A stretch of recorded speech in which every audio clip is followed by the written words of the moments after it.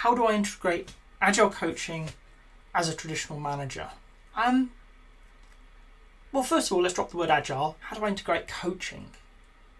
And I think today, 21st century, managers need to move into that coaching role. I think it's very much the trend, but it's a necessity.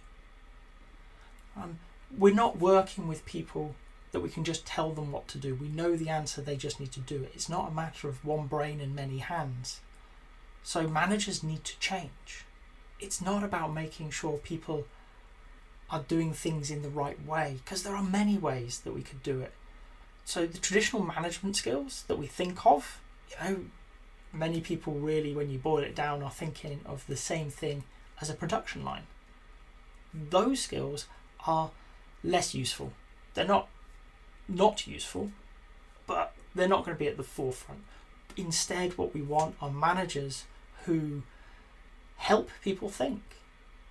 When you look at a knowledge worker, they're solving problems nobody solved before. Not that problem in that context with those people and those resources. So it's novel. Really, the role of a manager then is to help them think better. Create an environment where they can think. Do they have access to the right people, the right tools? And those tools are mostly cognitive. And if they don't, how do you support them in finding and developing them? And for me, coaching is a really strong skill set to bring into play. It's about listening. It's about asking the right questions at the right times, without an agenda, without judgment, so that that coachee can sit there, that employee can sit there and come up with their answer. And they truly own it and they'll act on it because they feel accountable through that ownership. That for me becomes a really powerful management skill. Imagine if instead of making sure everybody's done their role, you're now interested in, are they doing their role to the best of their ability? You don't worry about are they doing it, because you know they are. Because they're excited, they're passionate, they're creative, they're resourceful.